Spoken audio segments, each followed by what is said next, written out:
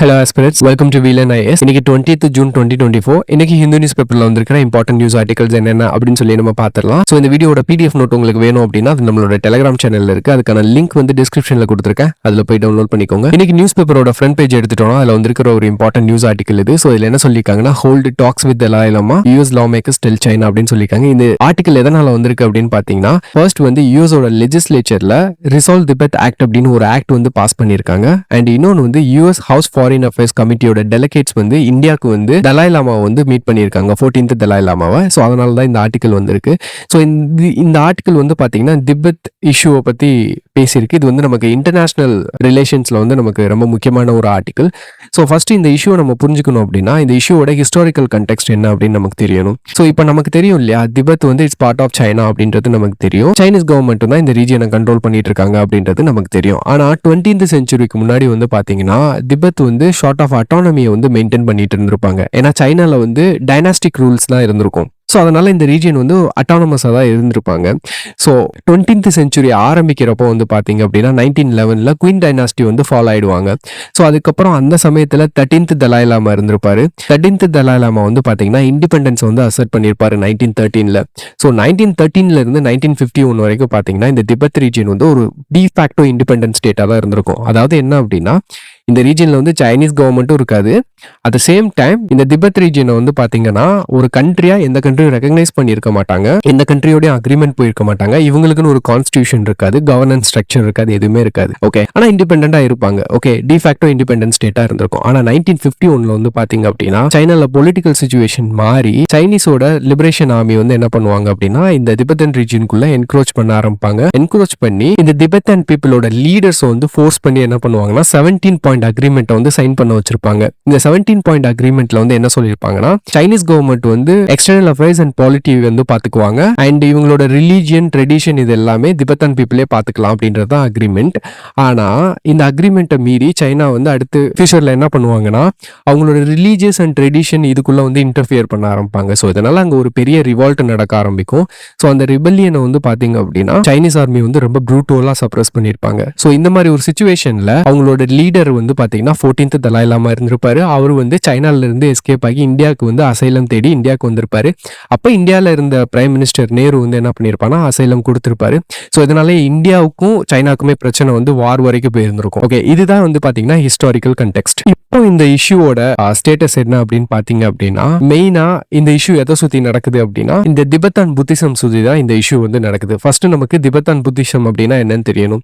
சரி, இந்த திபெத்தான் புத்திசம் அப்படின்றது வந்து பாத்தீங்கன்னா இந்த ரீஜியன்ல வந்து எவால்வ் ஆன ஒரு புத்திசம். ஏன்னா இதை வந்து ஒரு ஃபார்ம் ஆஃப் மகாயான புத்திசம்னு கூட சொல்லலாம். சோ மகாயான புத்திசத்தோட கோர் என்ன அப்படின்றது நமக்கு தெரியும் இல்லையா. சோ என்னது கோர் பிலாசபி என்ன, போதிசத்துவா பாத். அதாவது புத்திசத்தை பொறுத்த வரைக்கும் வந்து பாத்தீங்க அப்படின்னா சால்வேஷன் அட்டைன் பண்றதுதான் ஒரு மெயின் கோலா இருக்கும். ஏன்னா அடுத்து வந்து ரீஇன்கார்னேட் ஆகக்கூடாது, மறுபிறவி வந்து எடுக்கக்கூடாது அப்படின்றது தான் சால்வேஷன் புத்திசத்தை பொறுத்த வரைக்கும். புத்திசத்துல வந்து பாத்தீங்க அப்படின்னா மொனாஸ்டிக் டிசிப்ளினும் எஸ்டாப்ளிஷ் பண்ணியிருப்பாங்க. சோ இந்த மொனாஸ்டிக் பீப்புள் வந்து பாத்தீங்க அப்படின்னா அவங்க வந்து போதிசத்துவா பாத்தை வந்து ஃபாலோ பண்ணுவாங்க. ஏன் அப்படின்னா அவங்க வந்து அவங்களோட சால்வேஷனை வந்து டிலே பண்ணுவாங்க. எதுக்காக அப்படின்னா மத்தவங்களை அதர் பீப்புள்ல வந்து சால்வேஷன் கொண்டு வரணும், அவங்களுக்கு வந்து நிர்வாணம் அட்டைன் பண்ணணும் அப்படின்றதுக்காக இவங்களோட சால்வேஷனை வந்து டிலே பண்ணுவாங்க. அதுதான் போதிசத்துவா பாத். ஸோ மொனாஸ்ட்ரியில இருக்கிற பீப்புள் எல்லாருமே போதிசத்துவா பாத்தை ஃபாலோ பண்ணவங்களா தான் இருப்பாங்க. அவங்க வந்து டீச் பண்ணணும், மற்றவங்களுக்கு நிர்வாணம் அட்டைன் பண்ண டீச் பண்ணணும்.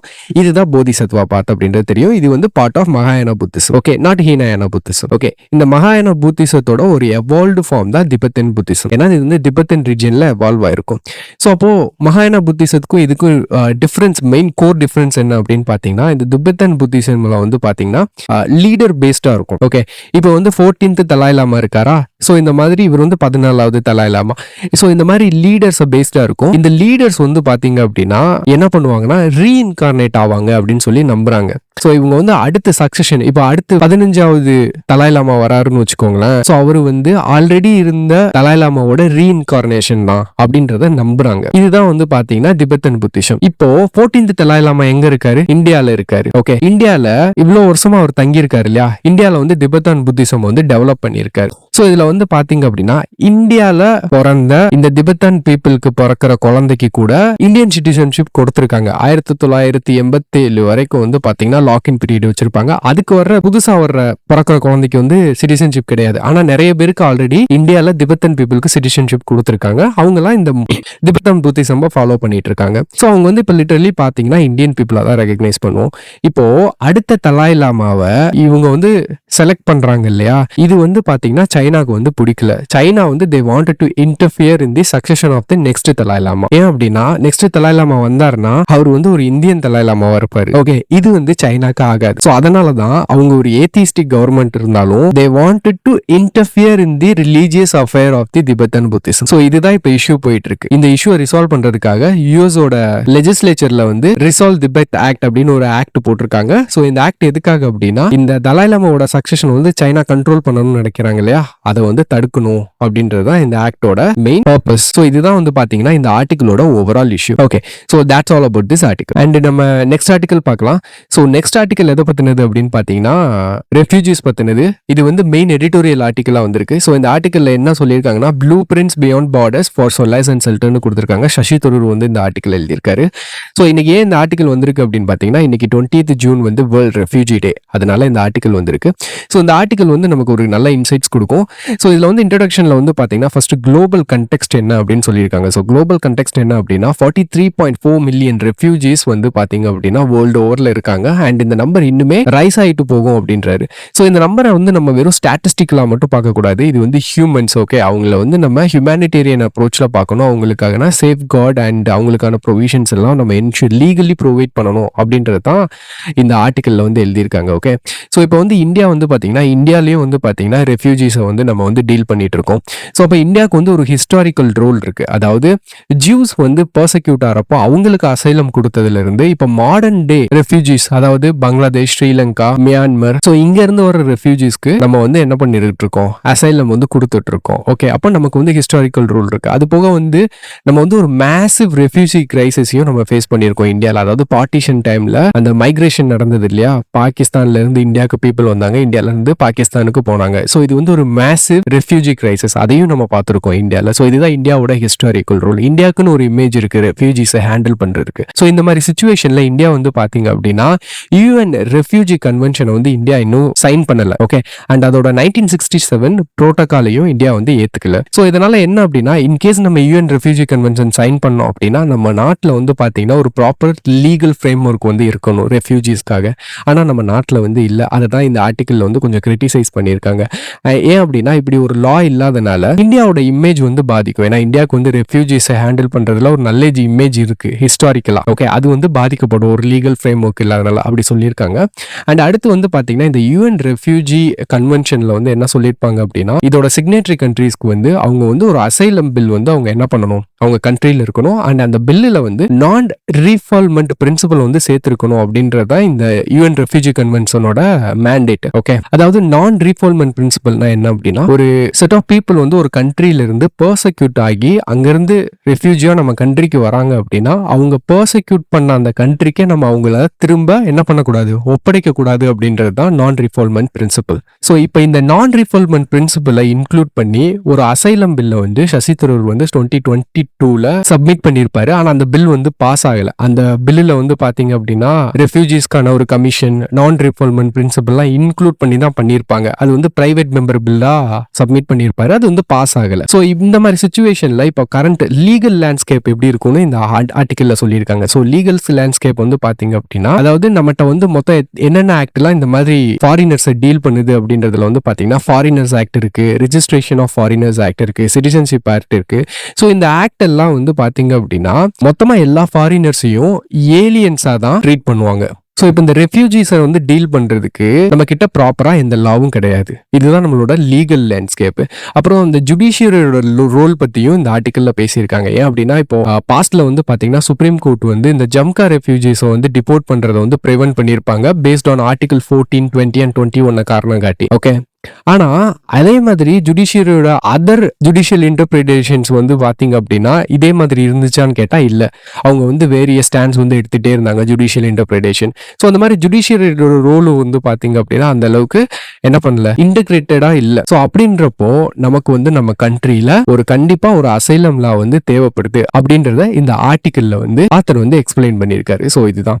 ஸோ இந்த கண்டெக்ஸ்ட் வந்து நமக்கு தெரியணும். அண்ட் இந்தியா வந்து UN ரெஃப்யூஜி கன்வென்ஷனை வந்து சைன் பண்ணல அப்படின்றது வந்து பாத்தீங்கன்னா ப்ரிலிம்ஸ் ஆஸ்பெக்ட்ல நமக்கு கண்டிப்பா தெரிஞ்சிருக்கணும். இதை சுத்தி தான் வந்து கொஸ்டின்ஸ் வந்து ஃப்ரேம் பண்ணுவாங்க. Okay, that's all about this article. And next article பார்க்கலாம். ஸோ நெக்ஸ்ட் ஆர்டிகல் வந்து எதை பத்தினதுன்னா story of displacement to one of empowerment அப்படின்னு பேசியிருக்காங்க. ஸோ இந்த ஆர்டிகல் வந்து ஸ்ரீலங்கன் தமிழ் ரெஃப்யூஜிஸ் பத்தி பேசியிருக்காங்க.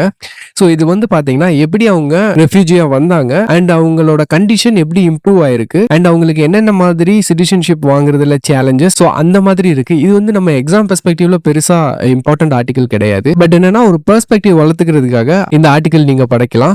ஸோ உங்களுக்கு டைம் இருந்தா இந்த ஆர்டிகல் ஒரே ஒரு தடவை ரீட் பண்ணுங்க. ஓகே, அண்ட் இதே மாதிரி இன்னொரு ஆர்டிகல் ஸோ கேஸ்ட் அவே அப்படின்னு சொல்லிட்டு பேசியிருக்காங்க எடிட்டோரியல்ல.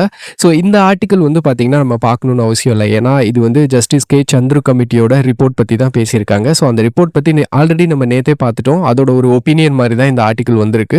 ஸோ அதனால இது நம்ம பார்க்க வேணாம். அண்ட் இந்த ஆர்டிகல் ஒரே ஒரு தடவை நீங்க ரீட் விட்டா போதும். அண்ட் நெக்ஸ்ட் ஆர்டிகல் பார்க்கலாம். ஸோ நெக்ஸ்ட் ஆர்டிகல் வந்து பாத்தீங்கன்னா India US working to scale up partnership on critical minerals அப்படின்னு கொடுத்திருக்காங்க. ஸோ ரீசெண்டா ICET இனிஷியேட்டிவ் டயலாக் வந்து போயிட்டு இருக்கு. ஸோ அதை பேஸ் பண்ணி வந்திருக்கிற ஆர்டிகல் இது பர்டிகுலரா கிரிட்டிக்கல் மினரல்ஸ் பத்தி பேசியிருக்காங்க. So India and United States வந்து they wanted to enhance their cooperation in securing and diversifying supply chain of critical minerals அப்படின்னு சொல்லியிருக்காங்க. சரி, critical minerals ஓட supply chain வந்து ஏன் செக்யூர் பண்ணணும் அப்படின்னா நமக்கு வந்து வாட் இஸ் கிரிட்டிக்கல் மினரல்னு தெரியணும். ஸோ கிரிட்டிக்கல் மினரல் அப்படின்றது வந்து பாத்தீங்கன்னா ஸோ இந்த மினரல் வந்து ரொம்ப எசென்ஷியல் ஒரு கண்ட்ரியோட எக்கனாமிக், டெக்னாலஜிக்கல் அண்ட் ஸ்ட்ராட்டஜிக்கா இது வந்து அந்த கண்ட்ரிக்கு ரொம்ப ரொம்ப முக்கியம். அண்ட் இந்த மினரல்ஸ் வந்து பாத்தீங்கன்னா which are vulnerable to supply chain disruption. So இதோட சப்ளை செயின் வந்து பாதிக்கப்பட்டுச்சு அப்படின்னா அந்த கண்ட்ரியோட economic development and technological development எல்லாமே பாதிக்கப்படும். ஸோ அதனால இதுக்கு வந்து பாத்தீங்கன்னா இந்த டைப் ஆஃப் மினரலுக்கு ஸ்ட்ராட்டஜிக் இம்பார்ட்டன்ஸ் வந்து இருக்கு. ஸோ இதுதான் வந்து நம்ம கிரிட்டிக்கல் மினரல்ஸ் அப்படின்னு சொல்லுவோம். ஸோ இந்தியாவை பொறுத்த வரைக்கும் பாத்தீங்கன்னா நம்ம ஒரு 30 கிரிட்டிக்கல் மினரல்ஸை வந்து ரெகக்னைஸ் பண்ணியிருக்கோம். ஓகே, அண்ட் அது போக வந்து பாத்தீங்கன்னா இந்தியாவில் வந்து இந்த கிரிட்டிக்கல் மினரல் ரிலேட்டடா என்னென்ன எஃபர்ட்ஸ் எடுத்திருக்கோம் அண்ட் கோஆபரேஷன் என்னென்ன எஸ்டாப்ளிஷ் பண்ணியிருக்கோம் அப்படின்றத வந்து இந்த ஆர்டிகல் மூலியமா நமக்கு தெரிய வருது. ஸோ இந்தியாவை பொறுத்த வரைக்கும் பாத்தீங்க அப்படின்னா MMDR அதாவது mines and minerals development and regulation ஆக்டை வந்து நம்ம அமெண்ட் பண்ணியிருக்கோம் இந்த கிரிட்டிக்கல் மினரல்ஸ் வந்து ஈஸியா நம்ம வந்து அக்சஸ் பண்றதுக்காக. ஓகே, அண்ட் அதே மாதிரி சில ஜாயிண்ட் வெஞ்சர்ஸும் கிரியேட் பண்ணியிருக்கோம். Public sector undertakings and other கம்பெனிஸை வந்து கொலாபரேட் பண்ணி ஜாயிண்ட் வெஞ்சர்ஸ் கிரியேட் பண்ணி இந்த ஜாயிண்ட் வெஞ்சர்ஸோட வேலை என்ன அப்படின்னா ஃபாரின்ல அப்ராட்ல போய் இந்த கிரிட்டிக்கல் மினரல் மைன்ஸை வந்து பாத்தீங்கன்னா செக்யூர் பண்ணணும். ஓகே, ஸோ இந்த மினரல்ஸ்க்கான இதை வந்து நம்ம அக்யூர் பண்ணி அங்கே ஸ்டோர் பண்ணி வைக்கணும். நம்ம தேவைன்றப்போ அதை அக்சஸ் பண்ணிக்கணும். ஸோ அதுக்காக இந்த மாதிரி ஒரு கம்பெனிஸ் வந்து எஸ்டாப்ளிஷ் பண்ணியிருக்காங்க. அண்ட் இன்னொன்று வந்து பாத்தீங்கன்னா இன்டர்நேஷனல் கொலாபரேஷன் அப்படின்னு எடுத்தோம்னா advance material and R&D forum வந்து US அண்ட் இந்தியா வந்து அவங்களோட யூனிவர்சிட்டிஸ் அண்ட் ரிசர்ச் ஃபெசிலிட்டிஸ் வந்து என்ன பண்ணிக்கலாம், கொலாபரேட் பண்ணிக்கலாம். ஸோ அந்த மாதிரி ஒரு ஃபெசிலிட்டி வந்து ரெடி பண்ணியிருக்காங்க. அண்ட் இந்தியாவுக்குள்ள வந்து பாத்தீங்கன்னா action and domestic exploration so ஒரு 20 பிளாக் கிட்ட வந்து ரெகக்னைஸ் பண்ணியிருக்காங்க. இங்கெல்லாம் கிரிட்டிக்கல் மினரல் இருக்கு அப்படின்னு சொல்லிட்டு. ஓகே, அதெல்லாம் வந்து ஆக்ஷன்ல விட்டுருக்காங்க. அண்ட் ஜியோலாஜிக்கல் சர்வேயும் கண்ட்ராக்ட் பண்றாங்க யுனைடெட் ஸ்டேட்ஸ் கூட சேர்ந்து. அது மூலியமா பெட்டர் எஃபிஷியன்டா எக்ஸ்ப்ளரேஷனையும் பண்ணுவாங்க. ஓகே, ஸோ இந்தியாவை பொறுத்த வரைக்கும் பாத்தீங்கன்னா கிரிட்டிக்கல் மினரல்ஸ் வந்து ஏன் தேவை அப்படின்னு இந்த ஆர்டிக்கல்ல டிஸ்கஸ் பண்ணியிருக்காங்க. இந்தியாவுக்கு ஏன் தேவை அப்படின்னு பாத்தீங்கன்னா இந்தியாவில் வந்து நம்ம வந்து இந்த கார்பன் ஃபுட் பிரிண்டை வந்து குறைக்கிறதுக்காக நம்ம நிறைய மெஷர்ஸ் எடுத்திருக்கோம். ஸோ அதில் வந்து நமக்கு அந்த டெக்னாலஜிஸ்க்குலாம் நமக்கு வந்து கிரிட்டிக்கல் மினரல்ஸ் வந்து தேவைப்படும். ஸோ அதனால இந்தியாவுக்கு வந்து பாத்தீங்க அப்படின்னா இந்த கிரீன் டெக்னாலஜிஸ்லாம் ப்ரொமோட் பண்ணணும்னா கிரிட்டிக்கல் மினரல்ஸ் வந்து தேவைப்படும். ஸோ அது மூலியமா தான் நம்மளோட இந்தியாவோட கார்பன் ஃபுட் பிரிண்டை குறைக்க முடியும் அப்படின்னு இந்த ஆர்டிக்கல்ல பேசியிருக்காங்க. So that's all about this article. And next article பார்க்கலாம். ஸோ நெக்ஸ்ட் ஆர்டிகல் வந்து பாத்தீங்கன்னா India is breakthrough against sickle cell அப்படின்னு சொல்லியிருக்காங்க. ஸோ இந்த ஆர்டிகல் எதை பத்தினது அப்படின்னு பாத்தீங்கன்னா இந்த சிக்கிள் செல் டிசீஸ் இருக்கு இல்லையா. ஸோ சிக்கிள் செல் டிசீஸ்ன்றது வந்து பாத்தீங்கன்னா it's genetic blood disorder. So இந்த டிசார்டர் வந்து பாத்தீங்கன்னா இந்தியாவில் ஸ்பெசிஃபிக்கா ட்ரைபல் பாப்புலேஷன் மத்தியில் இந்த சிக்கிள் செல் டிசீஸ் வந்து அதிகமா இருக்கு. ஓகே, ஸோ இப்போ இதை கியூர் பண்றதுக்கு வந்து பாத்தீங்க அப்படின்னா நமக்கு ஜீன் தெரப்பி தான் தேவைப்படும். ஏன்னா நார்மல் மெடிசன் மூலியமா இந்த சிக்கிள் செல் டிசீஸை வந்து நம்மளால என்ன பண்ண முடியாது, கியூர் பண்ண முடியாது. ஏன்னா இது வந்து ஜெனட்டிக் லெவல்ல நமக்கு இன்டர்வென்ஷன் தேவை. ஸோ அப்போ அதுக்கு ஜீன் தெரப்பி தான் ஒரே ஒரு ஆப்ஷன். ஸோ இப்போ வந்து பாத்தீங்க அப்படின்னா இந்த ஜீன் தெரப்பி வந்து நம்மளால எஃபிஷியண்டா பண்ண முடியும். ஏன் அப்படின்னா we have a CRISPR Cas9 அப்படின்னு அப்படின்ற ஒரு என்சைம் வந்து பாத்தீங்க அப்படின்னா நம்ம வந்து மாலிகுலர் சிசரா யூஸ் பண்ணுவோம். சரி, ஆல்ரெடி நம்ம வந்து பாத்தீங்கன்னா இந்த ஜீனை வந்து ஸ்பெசிஃபிக்கான இடத்துல கட் பண்ணிட்டு நம்ம ஆல்டர் பண்ண ஜீனை வந்து என்ன பண்ணணும், அந்த இடத்துல நம்மளோட செல்லை இன்சர்ட் பண்ணணும். ஸோ இது வந்து பாத்தீங்கன்னா ரொம்ப ஒரு டிஃபிகல்ட்டான ஒரு டாஸ்க் பயாலஜில. ஏன் அப்படின்னா நம்மளுக்கு வந்து அந்த ஸ்பெசிஃபிக் ஜீனை கட் பண்றதுக்கு ப்ராப்பரான டூல் வந்து கிடையாது. டூல்ஸ் இருந்தாலுமே அது எஃபிஷியன்டான டூலா இல்ல. But the discovery of this CRISPR Cas9 enzyme இருக்கு பாத்தீங்களா, இது வந்து ப்ரிசைஸா கட் பண்ணும், ஈஸியா வேலையை முடிச்சிடும் அண்ட் எஃபிஷியன்டாவும் இருக்கும். ஸோ இது வந்ததுக்கு அப்புறம் நம்ம வந்து அக்ரிகல்ச்சர், மெடிசன் இதெல்லாம் வந்து பாத்தீங்கன்னா நிறைய அட்வான்ஸ்மெண்ட் வர்றதை பாக்குறோம். ஓகே, ஸோ அந்த மாதிரி நம்மளோட எய்ம்ஸ்ல வந்து பாத்தீங்க அப்படின்னா நிறைய ரிசர்ச் வந்து பண்ணிட்டு இருக்காங்க. இந்த சிக்கிள் செல் டிசீஸை வந்து ஜீன் தெரப்பி மூலியமா சரி பண்றதுக்கு by using the CRISPR Cas9 protein enzyme. Okay, இது வந்து மாலிகுலர் சிசரா ஆக்ட் ஆகும். ஸோ இது வந்து 2025க்குள்ள we are going to achieve some milestone அப்படின்னு இந்த ஆர்டிகல்ல டிஸ்கஸ் பண்ணியிருக்காங்க. So that's all about this article. And next article பார்க்கலாம். ஸோ நெக்ஸ்ட் ஆர்டிகல் வந்து என்ன சொல்லியிருக்காங்கன்னா, how will AI that predicts protein structure changes the life sciences அப்படின்னு சொல்லி கொடுத்துருக்காங்க. ஸோ இந்த ஆர்டிகல் வந்து ஆல்ரெடி நம்ம பார்த்ததான். இதுல வந்து எதை பத்தி பேசியிருக்காங்க அப்படின்னா, கூகுள் டீப் மைண்டோட ஆல்ஃபா ஃபோல்டு இருக்கு பாத்தீங்களா. ஸோ அந்த ஆல்ஃபா ஃபோல்டு அந்த ஏஐ வந்து என்ன பண்ணும் அப்படின்னா, ப்ரோட்டீன் ஸ்ட்ரக்சர் வந்து அது நாசென்ட் ஸ்டேஜ்ல அது ஃபோல்ட் ஆகிறதுக்கு முன்னாடியே அது என்ன மாதிரி ஃபோல்ட் ஆகும் அப்படின்றத ப்ரெடிக்ட் பண்ணக்கூடிய ஒரு ஆர்டிஃபிஷியல் இன்டெலிஜென்ஸ். ஸோ இது வந்து பாத்தீங்கன்னா மோர் தென் 80% அக்யூரசியோட ப்ரெடிக்ட் பண்றதுனால we can expect advancement in drug discovery, agriculture and all of the life sciences field அப்படின்னு சொல்லி நம்ம சொல்லலாம். ஸோ இது வந்து ஆல்ரெடி நம்ம டிஸ்கஸ் பண்ணதான். இதோட பேசிக் கான்செப்ட்ஸ் எல்லாமே ப்ரீவியஸ் வீடியோஸ்லாம் நான் பேசியிருக்கேன். ஸோ அதனால இப்போ வந்து அது நம்ம பண்ணணும்னு அவசியம் இல்லை. If it in case you want you can read once. Okay, so அவ்வளோதான். ஸோ இன்னைக்கு வந்து பாத்தீங்க அப்படின்னா ஹிந்து நியூஸ் பேப்பர்ல வந்து majority of the important news articles நம்ம டிஸ்கஸ் பண்ணிட்டோம். அடுத்து வந்து பாத்தீங்கன்னா டெய்லி கரண்ட் அஃபேர்ஸ் ஆர்டிகல்ல என்னென்ன இம்பார்ட்டண்டா வந்திருக்கு அப்படின்னு சொல்லி நம்ம பார்க்கலாம். ஸோ இன்னைக்கு நம்ம டெய்லி கரண்ட் அஃபேர்ஸ்ல ஃபர்ஸ்ட் பார்க்க போறது வந்து பாத்தீங்கன்னா angel tax. So angel tax நியூஸ்ல வந்துச்சு அப்படின்னு பாத்தீங்கன்னா, கன்ஃபெடரேஷன் ஆஃப் இந்தியன் இண்டஸ்ட்ரி வந்து இந்த ஏஞ்சல் டாக்ஸை ரிமூவ் பண்ணணும் அப்படின்னு சொல்லி சஜஸ்ட் பண்ணியிருக்காங்க. அதனாலதான் இந்த டாக்ஸ் வந்து பாத்தீங்க அப்படின்னா நியூஸ்ல வந்திருக்கு. ஸோ ஏஞ்சல் டாக்ஸ் வந்து ஃபர்ஸ்ட் எப்போ இன்ட்ரடியூஸ் பண்றாங்கன்னா 2012 இன்கம் டாக்ஸ் ஆக்டுக்கு கீழே இன்ட்ரடியூஸ் பண்ணாங்க. ஸோ இது எதுக்காக அப்படின்னா, இப்போ அன்லிஸ்டட் கம்பெனிஸோட ஷேர்ஸை வந்து ஒருத்தவங்க வாங்கி அதுல ப்ராஃபிட் பார்த்தாங்க அப்படின்னா அதுக்கு வந்து ஏஞ்சல் டாக்ஸ் வந்து கொடுப்பாங்க. ஸோ இது மெயினா எதுக்காகனா மணி லாண்டரிங் வந்து கர்வ் பண்றதுக்காக தான். இப்போ இந்த ரிச் பீப்புள் இருக்காங்க பாத்தீங்களா, அவங்க வந்து மணி லாண்டரிங் பண்றதுக்கு வந்து பாத்தீங்கன்னா இந்த ஷேர்ஸை வந்து அன்லிஸ்டட் கம்பெனியோட ஷேர்ஸை வந்து டிரான்ஸ்ஃபர் பண்றது மூலியமா மணி லாண்டரிங் பண்ணிட்டு இருந்தாங்க. மெயினா அதை கர்வ் பண்றதுக்காக தான் இந்த ஏஞ்சல் டாக்ஸ் வந்து இன்ட்ரடியூஸ் பண்ணாங்க. நெக்ஸ்ட் நியூஸ் வந்து பாத்தீங்கன்னா light compact helicopter LCH. So ministry of defence வந்து பாத்தீங்க அப்படின்னா ஒரு ப்ரொபோசல் வந்து ரெக்வெஸ்ட் பண்ணியிருக்காங்க ஹிந்துஸ்தான் ஏரோநாட்டிக்கல் லிமிடெட். ஸோ அவங்க வந்து they wanted to procure 156 LCH, அதாவது லைட் காம்பாக்ட் ஹெலிகாப்டர். இதுதான் நியூஸ். ஸோ லைட் காம்பாக்ட் ஹெலிகாப்டர்ன்றது வந்து பாத்தீங்கன்னா it's indigenous multi role compact helicopter. இது வந்து பாத்தீங்க அப்படின்னா ஹிந்துஸ்தான் ஏரோநாட்டிக்கல் லிமிடெட் வந்து இண்டிஜினஸா டெவலப் பண்ணியிருக்காங்க. ஸோ இதோட கெப்பாசிட்டி வந்து பாத்தீங்கன்னா it can fire air to ground and air to air missiles. And இதுல வந்து பாத்தீங்கன்னா மாடர்ன் ஸ்டெல்த் கேரக்டரிஸ்டிக்ஸ்க்கு வந்து இருக்கு. அண்ட் இது அது போக வந்து பாத்தீங்கன்னா ஹை ஆல்டிடியூட் டெரெயின்லயும் இதால ஆப்ரேட் பண்ண முடியும். ஸோ இந்த லைட் காம்பாக்ட் ஹெலிகாப்டர்ல வந்து பாத்தீங்கன்னா ரேடார் அப்சார்பிங் மெட்டீரியல் வந்து யூஸ் பண்ணியிருப்பாங்க. ஸோ இதனால வந்து பாத்தீங்கன்னா லோ ரேடார் சிக்னேச்சர் வந்து இதுக்கு இருக்கு. ஸோ ஈஸியா வந்து ரேடாரால இதால டிடெக்ட் பண்ணிட முடியாது.